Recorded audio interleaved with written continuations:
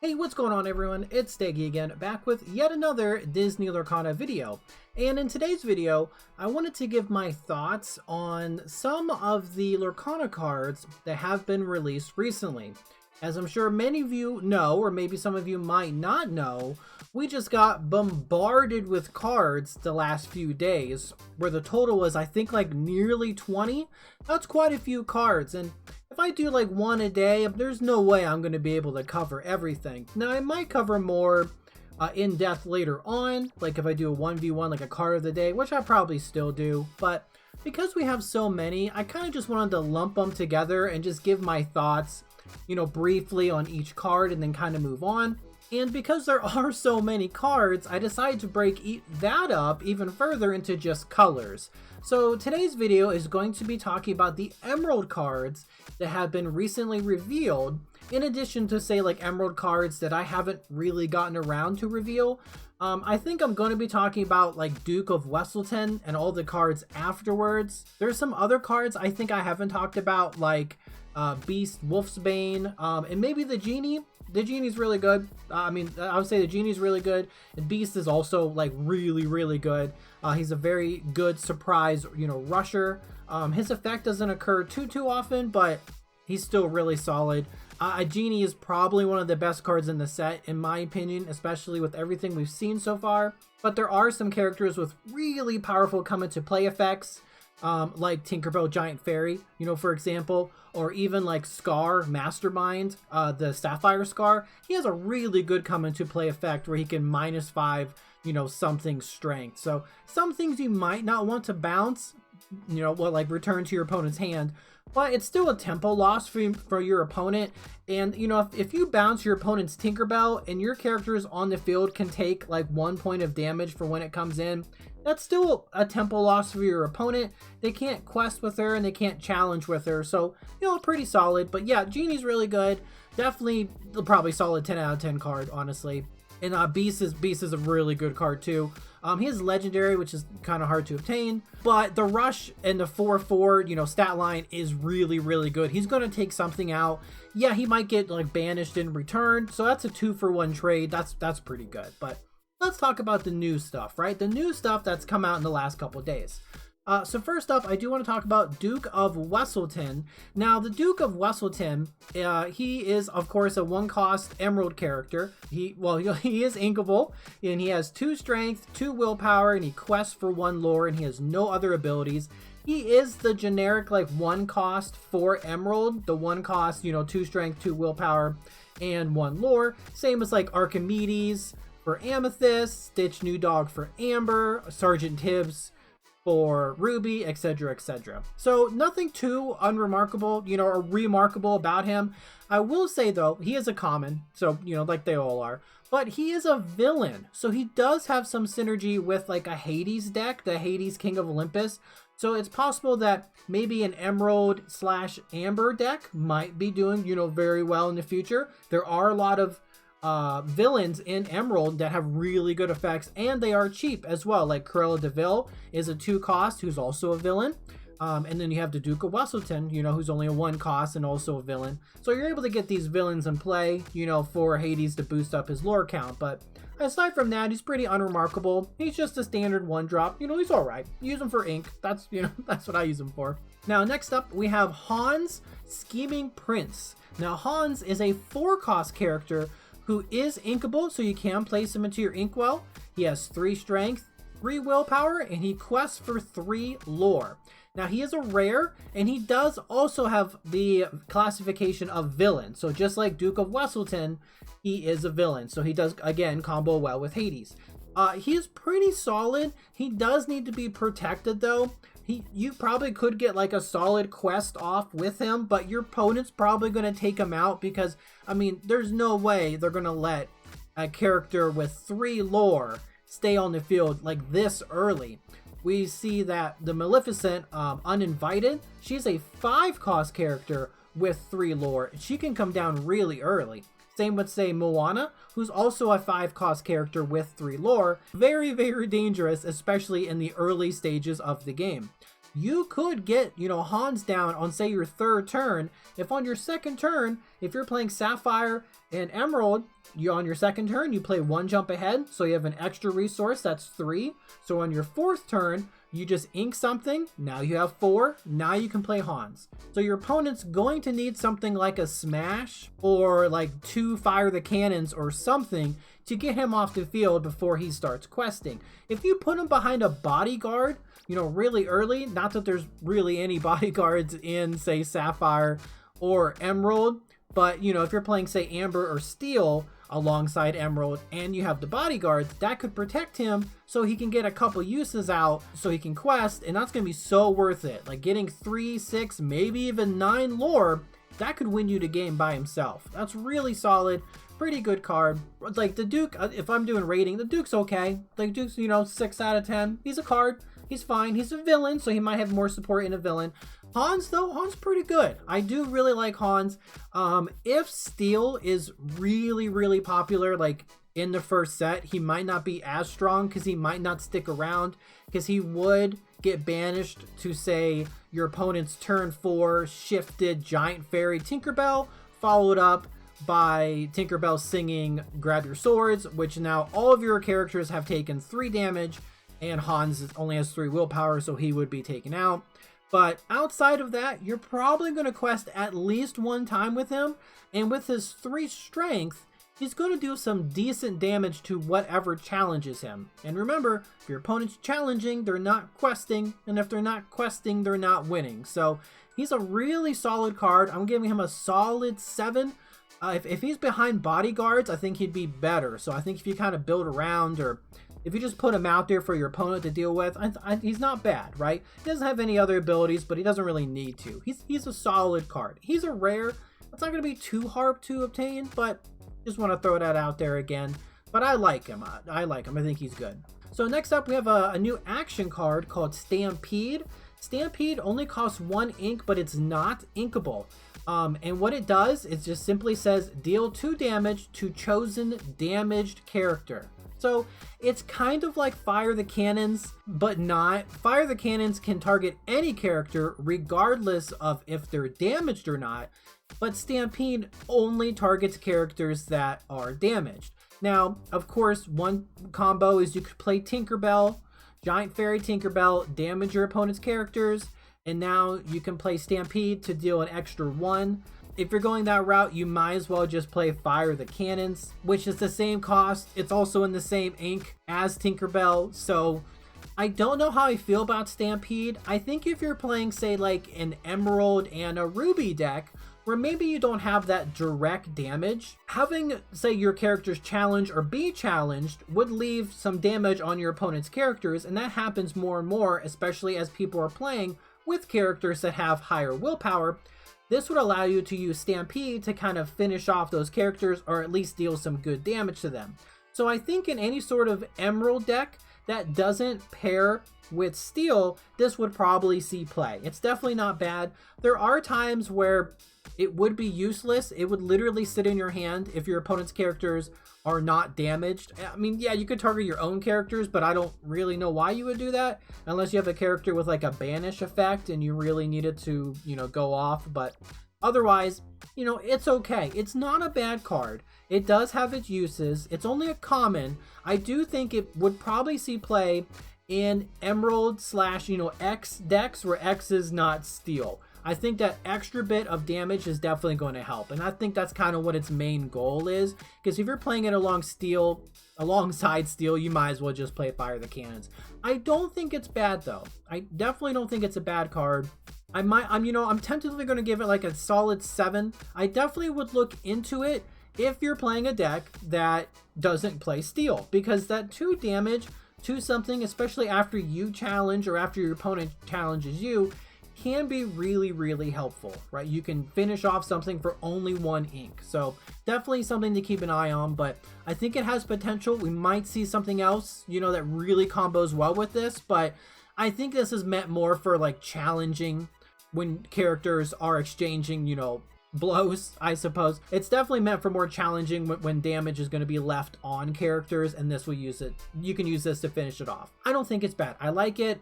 You know, if I'm going to play Emerald, I'll probably think about it. There are some really good Emerald cards, though, that are uninkable, like the Genie, you know, like the Beast, you know, Wolfsbane, but you never know, right? A couple copies in your deck might not be a bad thing. So I like it. I think it'll see play in Emerald decks that don't run with Steel.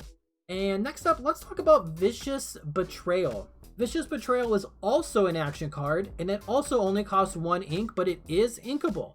And it reads, chosen character gets +2 strength this turn.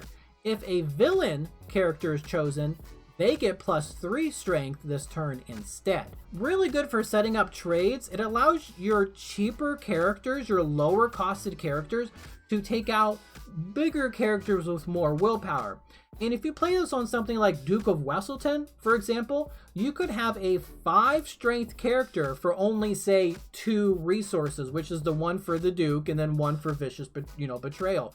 That's not too bad. It allows you to do trades you couldn't normally do otherwise. It's kind of like the support mechanic, but you don't really have that character in play. And because it is an action, we do have cards that can get, well, action cards from your discard pile, and we'll talk about those in a little bit. I mean, Lady Tremaine is one example, but this isn't a terrible card. I like it. I think it sets up some really good trades. If you are playing a villains deck with, say, Amber and Emerald, I think this might be an auto-include. Definitely put this in here. Not only is it inkable, but it increases the strength of your characters. That's pretty good. I like it. And it even allows characters like Cheshire Cat, for example, who has 0 strength. You could surprise your opponent, give the cat 2 strength, and challenge into something, right? It might not be ideal, but it's still an option that you can do, right? I do like this card. Another solid 7 out of 10.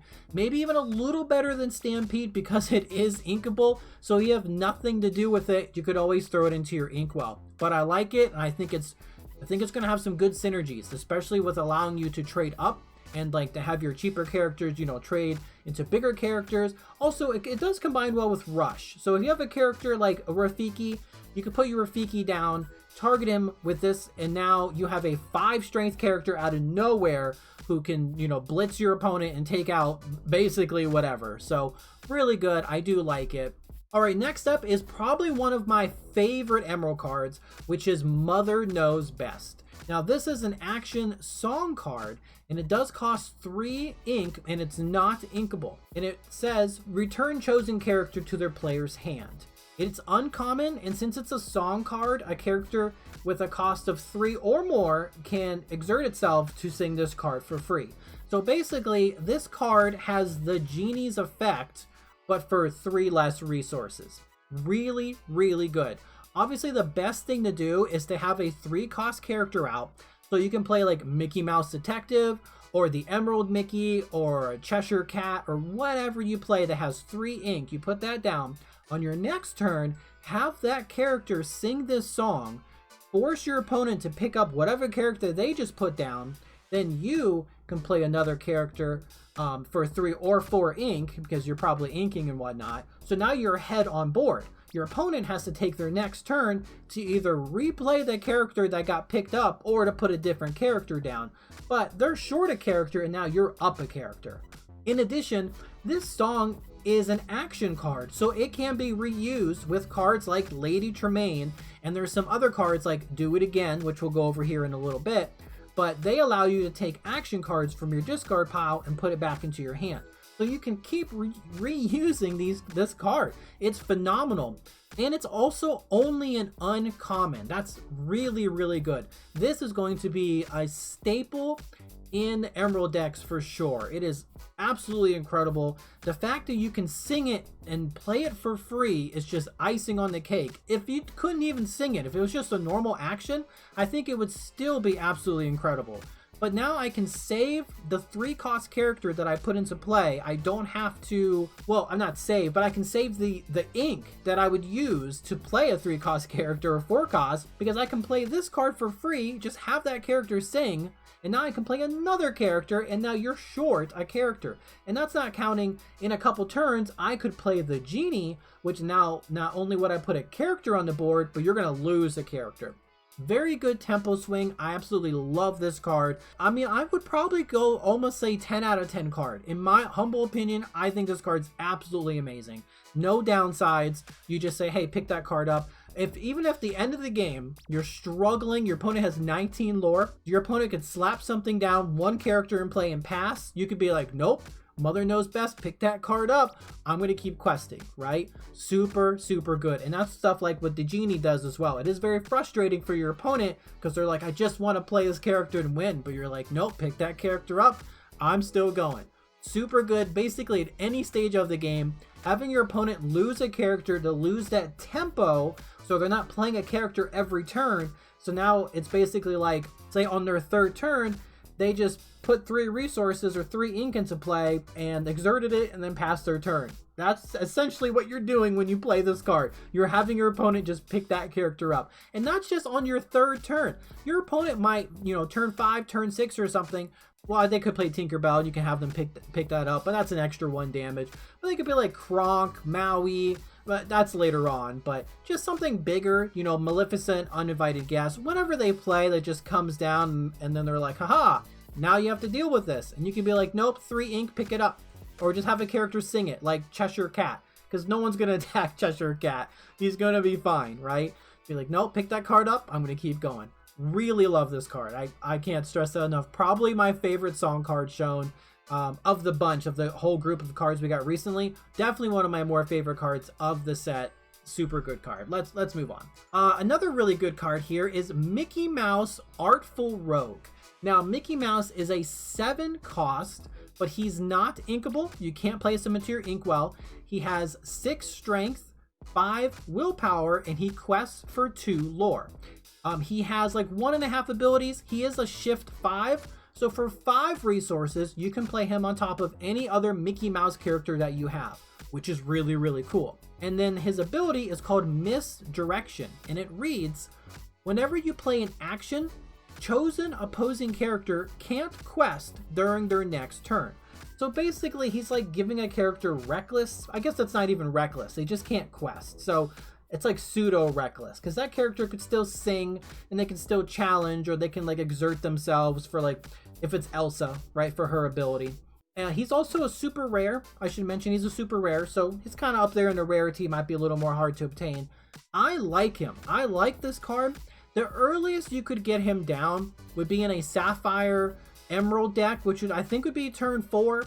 If you play 1 jump ahead on your second turn, going into turn 3, you have 3 ink. You ink something, now you have 4 ink. Then you play Detective Mickey. You put another ink into your inkwell. Now you have 5 ink. So then on your next turn, you don't have to ink, but you could. But you can still shift into this Mickey Mouse. And now you're free to play. If you ink something, you could play a 1-cost action. You could play Develop Your Brain, or you can play Vicious Betrayal. You can even play Stampede if you're able to. But either way, if you're able to get a 1-cost action, into play, you're able to play something, then one of your opponent's characters can't quest. But they can still challenge, and that's the slight downside. They can still challenge. So if you do quest with this Mickey Mouse, it's not like he has evasive or anything. Yes, he does have 6 strength and 5 willpower. And that's going to be pretty difficult for an opponent to reach on, say, turn 5 or so, turn 5 or turn 6 when you get him into play. At best case, your opponent might have like a Cerberus into play, or they could have something like a Jafar, or the 4-cost Scar, who has the 5 strength. But outside of that, they're probably going to have to use a couple characters or some well-placed removal to get rid of him. Does stop your opponent from questing, and that's pretty good. He's going to take some characters down with him as well if he is challenged, but you also don't necessarily have to quest with him. You can just kind of leave him on the board for a little bit, play your action cards, and just force your opponent not to quest. Or you could quest with characters like Cheshire Cat, where your opponent's like, oh, I really don't want to challenge into that because I'm going to lose a character. Or the new Emperor Cusco, who we'll also talk about here in a little bit. He has a similar effect to Cheshire Cat, and your opponent might not want to challenge him as well. So pretty solid. I think the 6 strength on this Mickey Mouse is kind of one of those, hey, you might not want to challenge him because, he's going to exert himself. They might just challenge, and it's going to be scary looking at Mickey Mouse's 6 strength and want to challenge into him. I like him though. I think he's really, really solid. A lot of the Emerald cards we've seen have been really, really good, and it does kind of make sense that they haven't really shown us Emerald cards for a while, because now that once you actually see them, you're like, oh, yeah, that makes sense. Yeah, they do combo well with a lot of other cards, so I think if we had seen Emerald cards early, we wouldn't have known what to do with them. But now that we have played, we have a whole bunch of other cards, we know, you know, what Emerald can do. I think this Mickey's pretty good. I do like him quite a bit. Solid, I'd say solid 8 out of 10 card. I'm sure there's going to be some crazy shenanigans, and actually there is. You could play the action card called Do It Again. Do It Again here, I just want to pull this up because I think it's the next one. Do It Again says return an action card from your discard to your hand. If you have a Do It Again card already in your discard pile, you can use a second Do It Again to target that first one and just keep looping them. If you have this Mickey Mouse in play, every turn, as you're playing these, or even with just a couple resources, you can have some of your opponent's characters just not quest. They just can't do it. They have to challenge, or do something. Your opponent's going to need to get rid of Mickey Mouse for them to actually challenge. Because if you have, say, 6 ink, you could play one Do It Again, pick up the one in your discard, and then play that Do It Again for your other 3 ink and pick up the first one, and then you target like 2 of your opponent's characters and say, hey, those 2 characters can't quest on your next turn. That's pretty solid. And then that's saying, hey, I have these other characters like Emperor Cusco or, Cheshire Cat, or like, say, Cruella de Vil. They're going to quest. You can challenge them if you want to, but that's going to have a bad effect, right? Cruella de Vil is going to bounce a character, and Cheshire Cat and Emperor Cusco causes whatever banishes them to also be banished. And your opponent's probably not going to want to do that. Absolutely love this card. That's a really good interaction, actually, if you can get that going.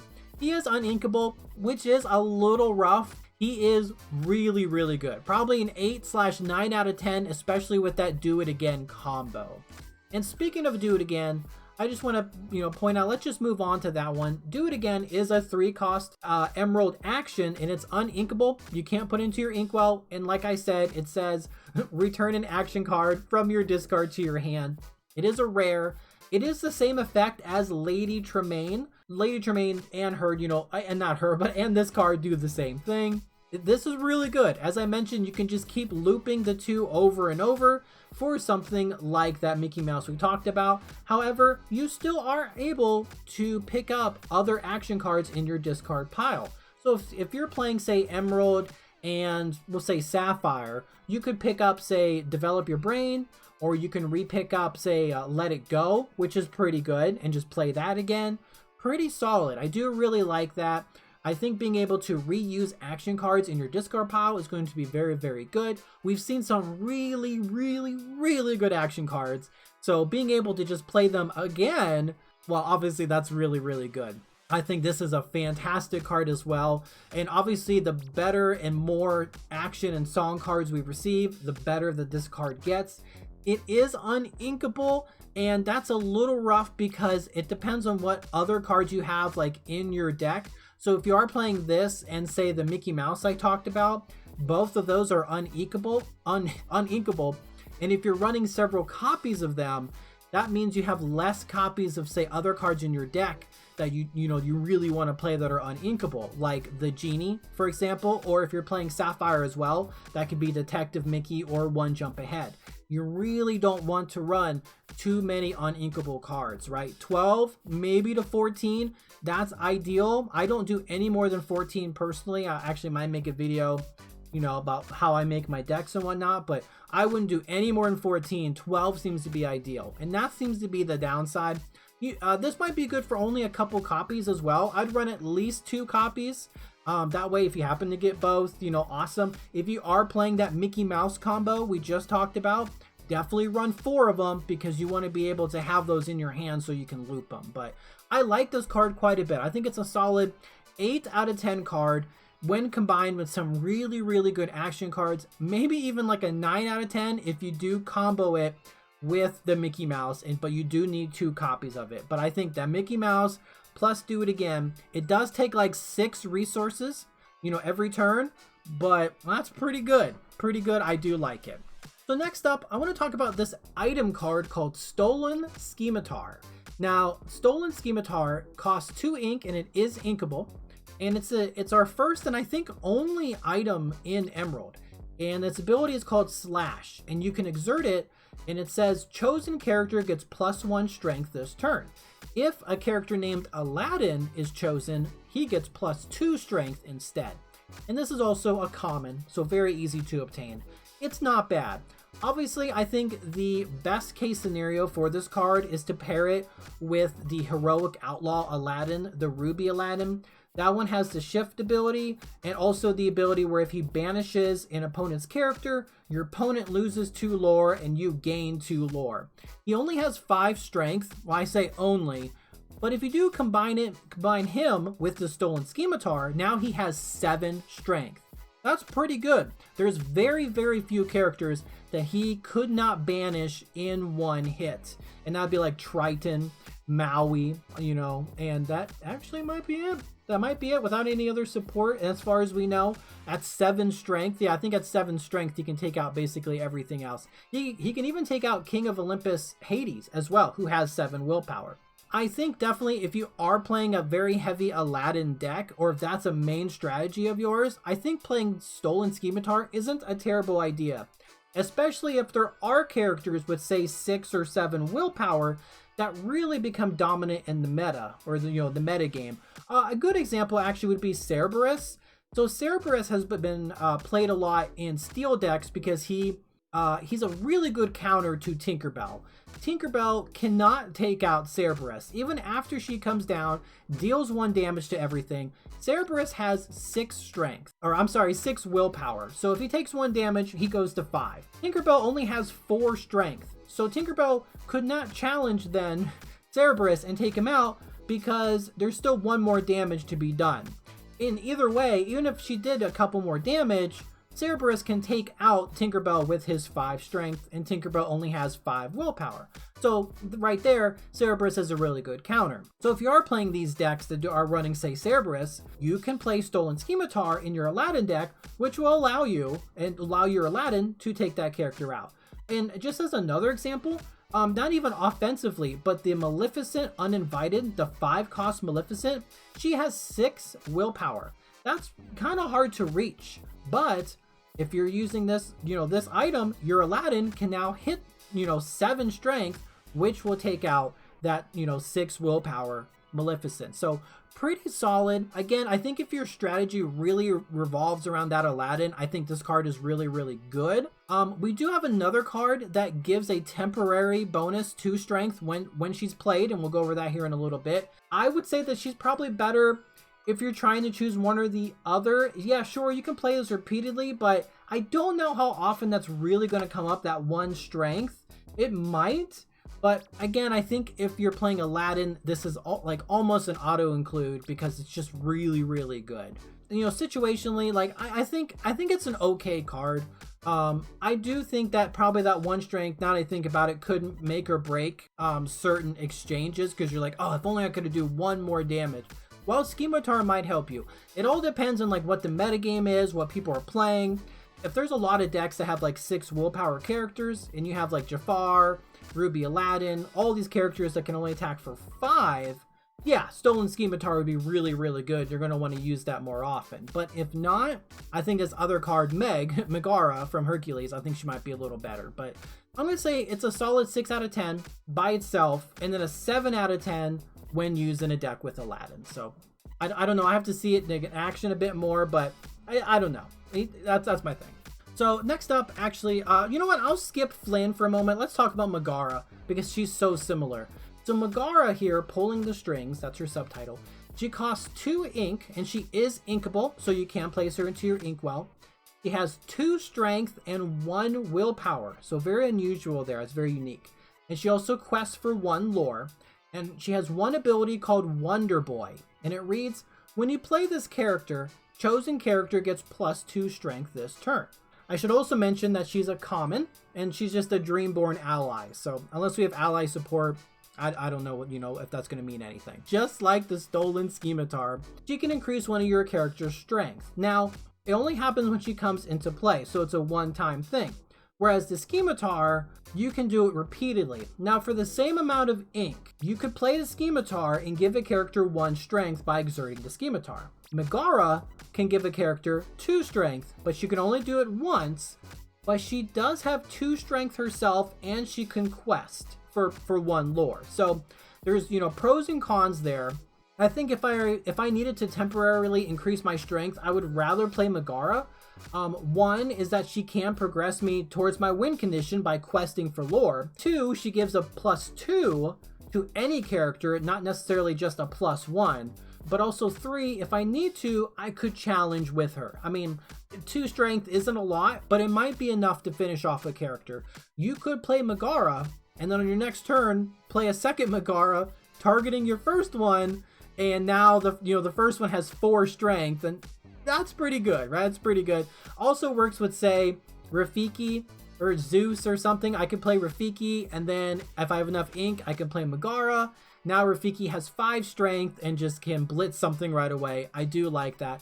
She's definitely not bad. She definitely would feel bad if, like, you didn't have a character to play this on, or you weren't challenging, you know, when you're able to play her. But I think in most cases, if you do play her, you're playing her for their +2 strength. I do really like her though. I do think that 2 strength will matter and can really push you over like an opponent's willpower and help like smaller characters trade up. So I think she's like a 7 out of 10. I think she's a 7 out of 10.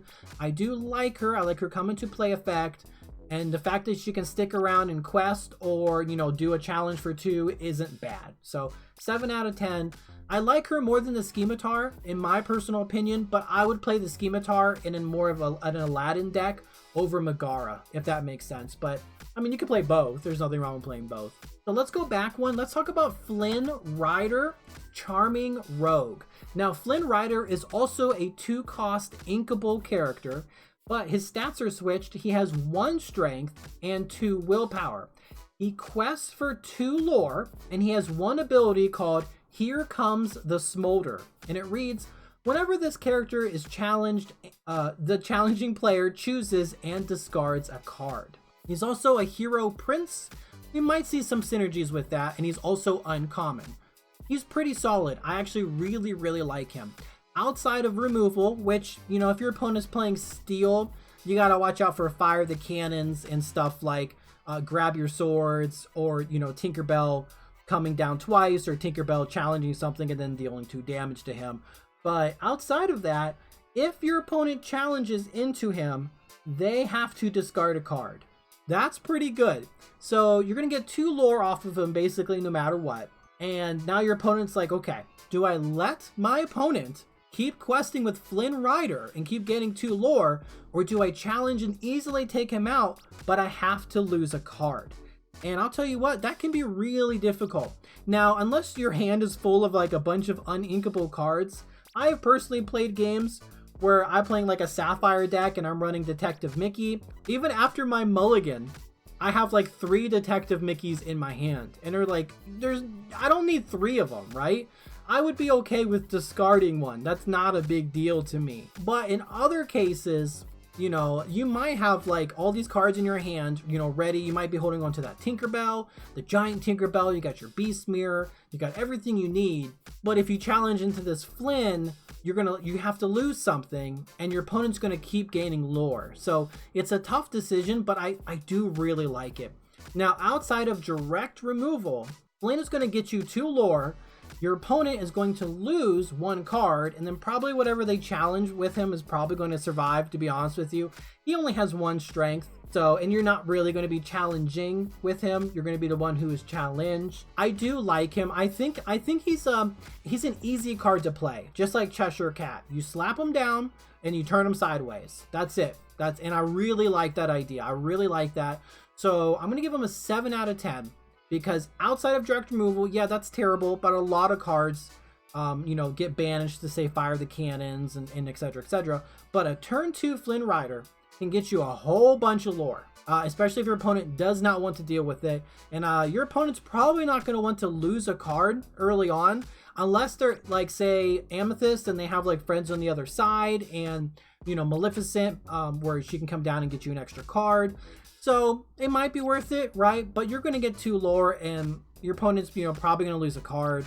Either way, it's very simple. I like him, and I just like the simpleness of him. Turn him sideways, gain lore, let your opponent worry about it. Simple as that. Because if you play him, you got to understand like something is going to happen to him, and you have to be okay with that. I think that 2 lore is worth it. I like him. I think he's going to be played. All right, next up, we only got a couple more left. Let's talk about Cusco, Temperamental Emperor. Now, Cusco is a 5-cost uninkable card. So again, you can't place him into your inkwell. He has 2 strength, 4 willpower, and he quests for 3 lore. He has like 1.5 abilities. He does have Ward, which is really cool. And again, Ward just says opponents can't choose this character except to challenge. And his ability is called No Touchy. And it says, when this character is challenged and banished, you may banish the challenging character. So just like Cheshire Cat, where if he is banished, you can banish, you know, the character that banished him. Emperor Cusco does the same thing. Emperor Cusco, I should mention, is he's a rare as far as his rarity goes, and he is a king. So we have a few cards that do have this king classification. That might be a thing, I don't know, but I still want to mention that. What I really like about Cusco is something I also really like about Donald Duck, is that when you play him, outside of a board wipe, your opponent cannot touch him. There's nothing they can do. They can't target him with say like Elsa Snow Queen. They can't use Dragon Fire, Let It Go, fire the cannons, nothing. He's going to sit there. You're going to get at least 3 lore from him, at the very least. And that's pretty good. If you put him behind like a bodyguard character, your opponent would have to get through the bodyguard, and then they have to banish Cusco. But whatever they banish Cusco with is also going to be banished. Yeah, your opponent can use a couple characters, you know, a couple 1-drops or a 1-drop and a 2-drop or something to take out Cusco.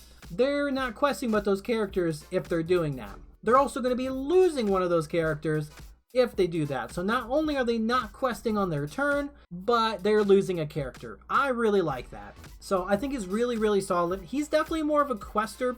I do like him more than, say, Donald Duck. So, I mean, Donald Duck, the Sapphire Donald Duck, he has 4 strength and 3 willpower, who also has Ward and no other abilities. Cusco and that Donald Duck can sing Let It Go, so you can put them into play, and then on your next turn, have them sing Let It Go for free, which is cool. You know, if that's something you need to do, that is definitely an option. I just like that when you put them down, you're like, hey opponent, I'm going to be getting some lore on my next turn. There's not really anything you can do about it.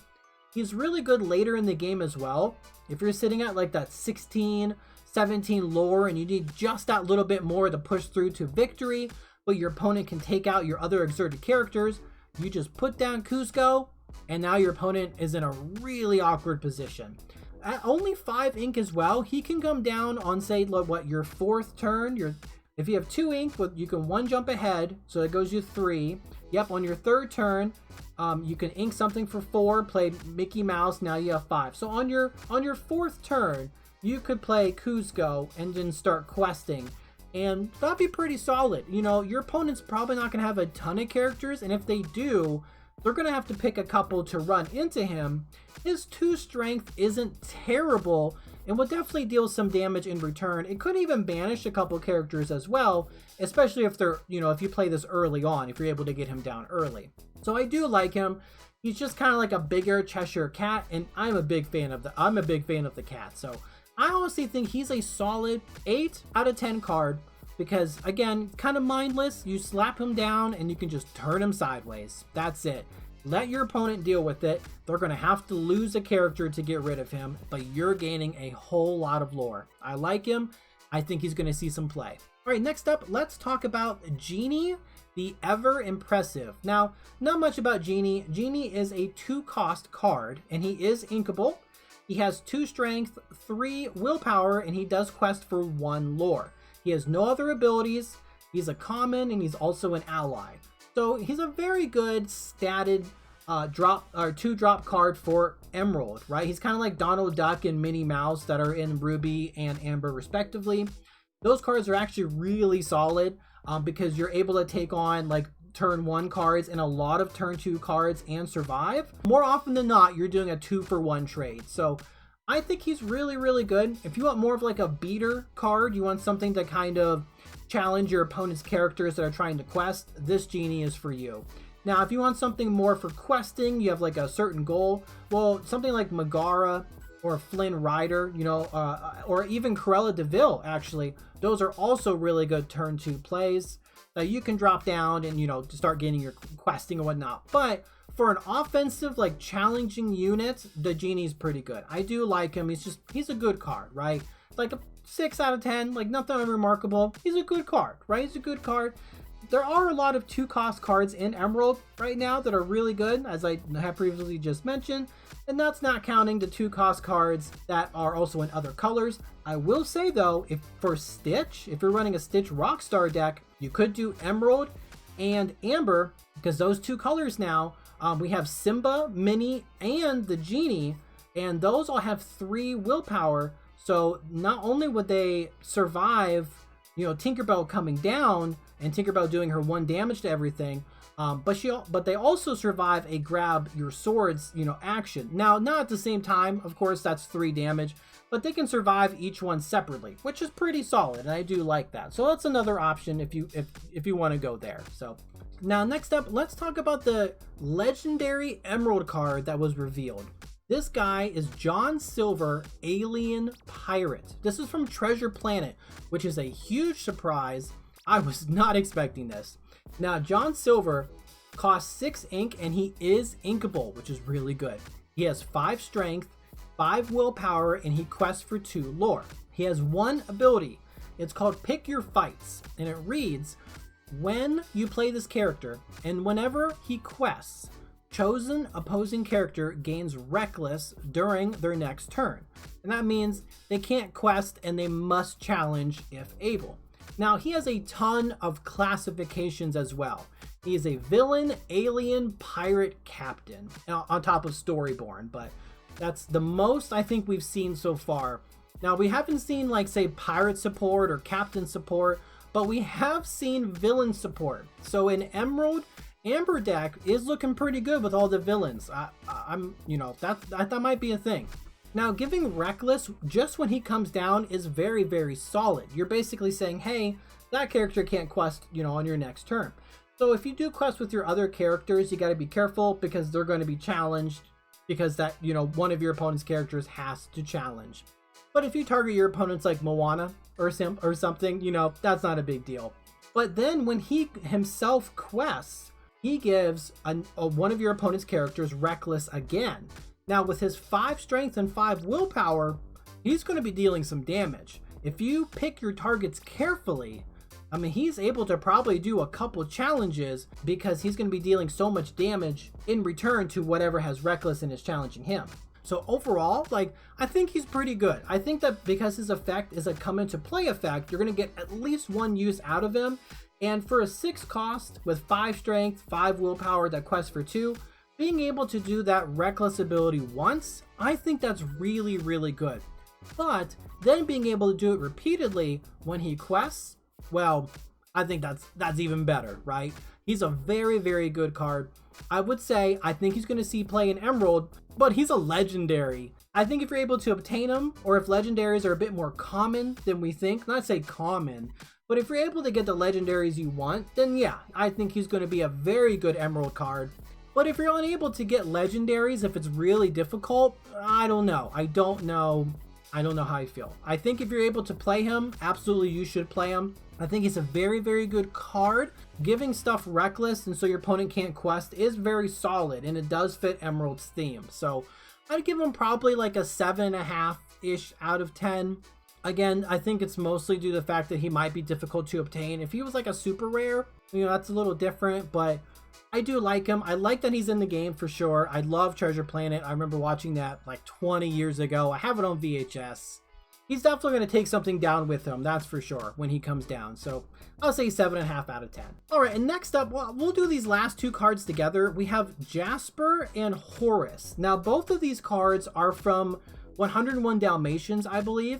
Now, Horus Actually, both of them are 3-cost characters, and they're both inkable. Horus has 4 strength, 3 willpower, and he quests for 1 lore, and he has no other abilities. Jasper has 2 strength, 4 willpower, and he quests for 1 lore, but he does have an ability. Now, Jasper says whenever this character quests, chosen opposing character can't quest during their next turn. I definitely like Jasper more than Horus, because being able to stop my opponent from questing, therefore stopping my opponent from, you know, gaining their win condition, is really, really good. I mean, Horus is just, he's a pretty solid 3-drop, you know, with his 4 strength and 3 willpower. That 4 strength is pretty good. He can target a lot of characters, you know, with 4 or less willpower. So he could take on, say, the Wardrobe or Steamboat Mickey, who are also 3 costs. Yeah, he would get banished in return, but, you know, he could still make that trade. So that's not too bad. I wouldn't count out his 4 strength. I think it's very respectable. Jasper, though, I think Jasper is the one that's going to see play more than Horus. Just being able to stop your opponent from questing is just really, really good. Absolutely really good. His 4 willpower, he can probably survive a hit from a character. Now, his 2 strength early on could lead to a banish or 2. Now, for example, you know, if your opponent's Captain Hook, Forceful Duelist, if you target him and that character challenges into Jasper, not only would Jasper survive, but he would deal enough damage in return to take out that Captain Hook. Another example is, you know, maybe he targets your opponent's, you know, Prince Eric. They would trade with each other, but neither one would die, right? Neither one would banish, so that's pretty solid, and you're up 1 lore, so, you know, that's not too bad. I do like Jasper. I think he's very sneaky, and I think having your opponent not quest is going to be very, very good. So I think Horus is okay. He's an okay, like 6 out of 10. He's a common, right? He's an okay card. Now, Jasper is uncommon. He has a very strong ability. I think he's at least a 7 out of 10. He does compete with the 3-drop spot, though. There are a lot of fantastic 3-drop cards, and I think it matters, you know, what your other color pairings are, what exactly you're going for, you know, to try to squeeze him in. Questing for 1, and then having your opponent, you know, pick one of your opponent's characters and say, hey, that character can't quest. That's really good.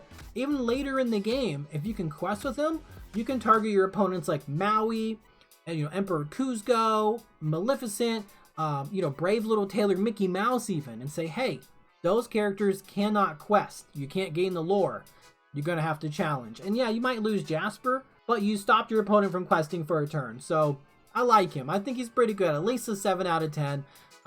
He's good. The more I look at him, the more I like him. But anyway, I believe those are all of the Emerald cards that we have seen, you know, revealed, and there are cards that I haven't talked about yet. So I decided to make a really long video giving all of my, you know, thoughts on just these Emerald cards. I can only imagine if I talked about the 5 other colors that I haven't done. This is going to be insane. So overall, you know, really good colors.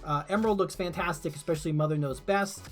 Definitely might be playing an Emerald deck. I don't know what to pair it with. Maybe Emerald Amethyst, actually. So I can hit the draw power, and so I get the genies and stuff. So I don't know. We'll see. Emerald's looking great. Emerald's looking great. I like what I'm seeing. So, but hey, thanks for listening. Thanks for watching. It means a lot. Let me know what you thought. Let me know which of these, you know, Emerald cards are your favorite. Mine's personally, and Mother Knows Best. I also like Emperor Cusco, Jasper, and I like Do It Again with Mickey Mouse Artful Rogue, where you're looping those cards over and over. Those are probably my favorite ones. And of course, I'm a huge fan of the Genie. The Genie's one of my favorite Emerald cards.